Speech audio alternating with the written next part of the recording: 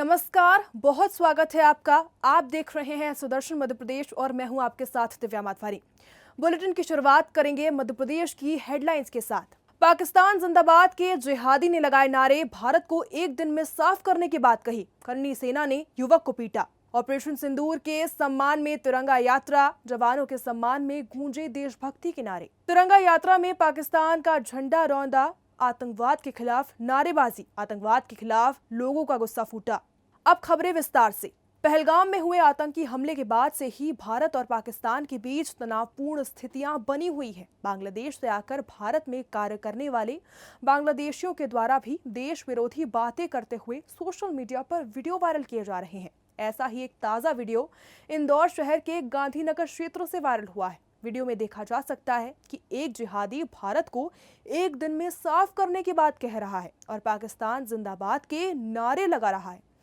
Video की पड़ताल करने के बाद करणी सेना ने घटनास्थल पहुंची और युवक की पिटाई कर उसे थाने ले जाकर वहां पर पहुंची और पुलिस से इस मामले में केस दर्ज करने को कहा। वहीं इंदौर के महापौर का कहना है कि कुछ दिन पहले मैंने सीएम से अपील की थी कि इंदौर में विशेषकर बांग्लादेशी जो कारीगर हैं या बांग्ला भाषा बोलने वाले कारीगर हैं, यहाँ पर जो काम कर रहे हैं, उनकी नेशनल आइडेंटिटी का वेरिफिकेशन एक बार करवाना चाहिए और जिनके पास यहाँ रहने के दस्तावेज नहीं हैं, उनको तत्काल यहाँ से भगा दिया जाना चाहिए। विधायक गोलू शुक्ला ने वीडियो को लेकर कहा कि मैं इसकी घोर निंदा करता हूँ और प्रशासन से भी आग्रह करता हूँ कि ऐसे लोगों के खिलाफ कठोर से कठोर कार्रवाई की जाए। जो लोग मेरे भारत में पाकिस्तान जिंदाबाद के नारे लगा रहे हैं, वो लोग पाकिस्तान चले जाएं और वहां जाकर रहें और वहीं पाकिस्तान जाकर जिंदाबाद के नारे लगाएं। प्रशासन को मैंने भी एक पत्र लिखा है जिसमें कहा है कि जितने भी बांग्लादेशी और पाकिस्तानी यहाँ पर रह रहे हैं, उनके दस्तावेजों की जांच की जाए। मैं तो इसकी घोर निंदा करता हूँ। जिन लोगों ने इस तरह का कृत्य किया, उनको कठोर से कठोर सजा कानून देगा और उनको कठोर से कठोर सजा मिलना चाहिए। इसका मैं प्रशासन से मांग भी करता हूँ। जो हिंदुस्तान में रह के पाकिस्तान जिंदाबाद के नारे लगाते हैं, वो पाकिस्तान चले जाएं और वहाँ जाके रहें और वहीं पे जाके पाकिस्तान के नारे लगाएं। देखिए, ये बहुत दुर्भाग्यपूर्ण है और मैं कुछ दिन पहले इस विषय को उठा भी चुका हूँ और मैंने माननीय मुख्यमंत्री जी से आग्रह भी किया था कि इंदौर में विशेष रूप से बांग्लादेशी जो कारीगर हैं या बांग्ला भाषा बोलने वाले जो लोग यहाँ काम कर रहे हैं, उनकी नेशनल आइडेंटिटी का वेरिफिकेशन एक बार कराया जाना चाहिए। क्योंकि कई बांग्लादेशी घुसपैठिए इंदौर में हैं, तो एक बार उन सबका वेरिफिकेशन हो जाए। अगर उनके पास यहाँ रहने की सभी दस्तावेज हैं तब तो ठीक है, और अगर वो नहीं है तो ऐसे सब घुसपैठियों को तुरंत डिटेक्ट, डिलीट और डिपोर्ट करना चाहिए। भारतीय सेना के शौर्य और बहादुरी के प्रतीक ऑपरेशन सिंदूर की सफलता के सम्मान में डिंडोरी जिले में बड़ी तिरंगा यात्रा निकाली गई। ये यात्रा जिले के प्रभारी मंत्री प्रतिमा बागरी के नेतृत्व में नर्मदा नदी के तट से शुरू हुई। इस तिरंगा यात्रा में भाजपा कार्यकर्ताओं के साथ साथ कई सामाजिक संगठनों के लोग शामिल हुए। सभी ने हाथों में तिरंगा लेकर देशभक्ति के नारे लगाए और शहर के मुख्य रास्तों से यात्रा निकाली। बीजेपी कार्यालय के सामने हुई एक सभा यहाँ पर भी हुई, जहाँ मंत्री प्रतिमा बागरी को सम्मान के रूप में तलवार भेंट की गई। इस मौके पर जवानों के साहस को प्रणाम किया गया। ये बहुत बड़ी आज देश में ये चर्चा का विषय है कि एक ऐसा संकट का समय था जहां पूरा देश एक साथ खड़ा हुआ और देश के 140 करोड़ लोगों ने एकता के साथ जिस तरह से संकट से लड़ने की साहस दिखाया, वो हमारे देश के लिए बहुत बड़ा कीर्ति है, शक्ति है। ऐसे समय में जो आज सत्तारूढ़ दल के जो मंत्री जी एक तरह से बात कर रहे हैं, ये भाजपा के लोग आखिर इतना देर क्यों कर रहे हैं उसमें निर्णय लेने के लिए। मैं तो समझता हूँ मंत्री जी का बयान खेदजनक तो है, पर भाजपा जो अभी तक इसमें कोई निर्णय नहीं ले पाया, ये भी बहुत बड़ा खेदजनक है। और देश के हित में भारतीय जनता पार्टी को तत्काल में ऐसे प्रकरणों में तिरंगा यात्रा निकाल रहे हैं, तो इससे क्या मैसेज जाएगा? जब ये भारतीय जनता पार्टी के लोग आज जिस तरह से सत्ता में रहकर आज जिस तरह से कार्यक्रम कर रहे हैं और उसके पीछे उनके जो मंत्री जी जिस तरह से बात कर रहे हैं, पहले ये तो स्पष्ट करें कि उनके भाजपा को अगर मंत्री जी के बयान में सहमति देना है, नहीं देना है, क्या करना है, वो तो आपको बता देना चाहिए। पर इस समय जो एक गंभीर परिस्थिति आज मंत्री जी के बयान से निर्मित हुई है, भाजपा को इसमें शीघ्रता से अपना स्पष्ट क्या करना है वो बताना चाहिए। हमारे वीर सैनिकों के ऊपर इसीलिए हम अपने देश के वीरों के सम्मान में ये यात्रा निकाली है और निश्चित तौर पर देश के कोने कोने में इस यात्रा को निकाला जा रहा है।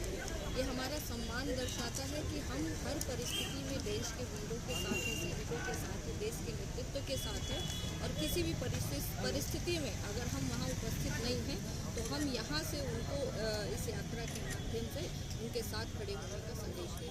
वहीं तिरंगा यात्रा में लोगों ने पाकिस्तानी झंडे को सड़क पर रौंद दिया। आपको बता दें, यात्रा में शामिल लोगों ने कहा कि पाकिस्तान आतंकियों को पालता है, आतंकी हमारे देश में बर्बर वारदातों को अंजाम देते हैं, आतंकियों को पालने। वहीं तिरंगा यात्रा में लोगों ने पाकिस्तानी झंडे को सड़क पर रौंद दिया। आपको बता दें, यात्रा में शामिल लोगों ने कहा कि पाकिस्तान आतंकियों को पालता है, आतंकी हमारे देश में बर्बर वारदातों को अंजाम देते हैं, आतंकियों को पालने वाले देश पाकिस्तान का हर तरह से विरोध होना चाहिए। हमारे देश की सरकार और सेना ने ऑपरेशन सिंदूर में उसे अच्छा सबक सिखाया है। पीएम और केंद्र सरकार को बधाई देते हुए कहा कि इस युद्ध में हमने बेटियों के सिंदूर का बदला लिया है। और वहीं मंत्री विजय शाह को लेकर मुख्यमंत्री ने कहा कि न्यायालय ने जो भी आदेश दिया मध्य प्रदेश सरकार ने उसका पालन किया, आगे भी जो न्यायालय का आदेश होगा वो ही किया जाएगा। कांग्रेस को बोलने का अधिकार नहीं है, उन्होंने सिद्धारमैया से क्यों नहीं इस्तीफा मांगा। देश के दुश्मनों के लिए भारतीय सेनाओं के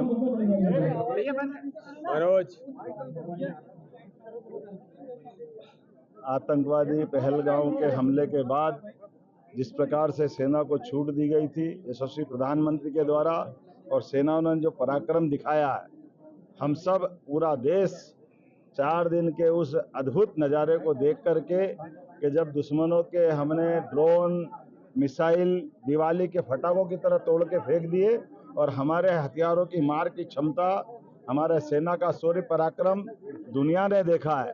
मेरी अपनी ओर से यशस्वी प्रधानमंत्री को, हमारी सरकार को बहुत बहुत बधाई।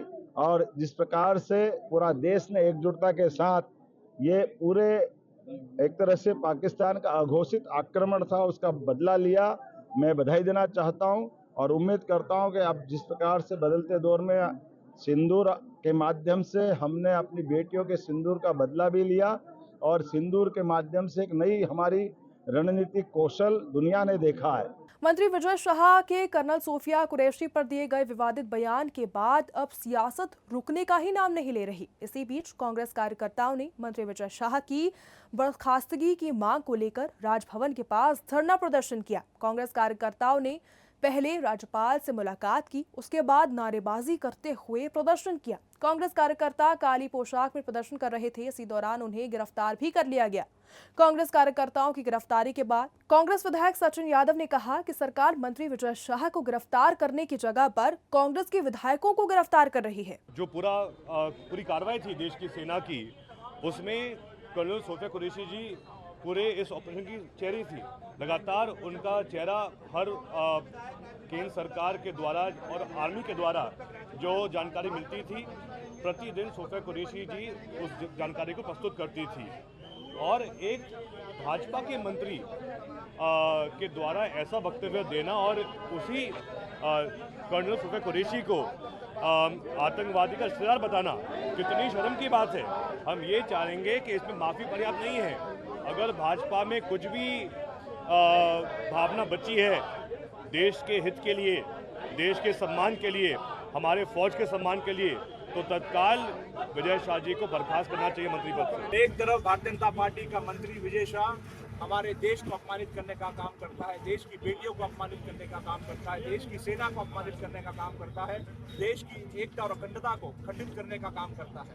ऐसे व्यक्ति पर कार्रवाई ना करते हुए, जो जन भावना है उन जन भावना का कदर ना करते हुए, सरकार विजय शाह को गिरफ्तार ना करते हुए कांग्रेस के विधायकों को गिरफ्तार करने का काम कर रही है। मैं समझता हूँ ये कहीं ना कहीं लोकतंत्र को और जो जन भावना है उन जन भावना के विपरीत ये सरकार काम करने का काम कर रही है। कर्नल सोफिया पर मंत्री विजय शाह द्वारा दिए गए एक बयान के बाद लगातार नेताओं की जुबान फिसलने लगी है। जबलपुर में आयोजित एक कार्यक्रम को संबोधित करते हुए डिप्टी सीएम जगदीश देवड़ा का भी एक विवादित बयान सामने आया है, जिसमें उप मुख्यमंत्री जगदीश देवड़ा ने देश की सेना को पीएम मोदी के चरणों में नतमस्तक बताया है। देवड़ा सिविल डिफेंस वॉलंटियर्स के प्रशिक्षण कार्यक्रम को संबोधित कर रहे थे। इस वीडियो के बाद जगदीश देवड़ा ने पत्रकारों को बताया कि उनके बयान को तोड़ मरोड़ कर पेशा जा रहा है और उप मुख्यमंत्री जगदीश ने कहा कि कांग्रेस के द्वारा इस तरह का षड्यंत्र किया जा रहा है, वो इसकी शिकायत करेंगे।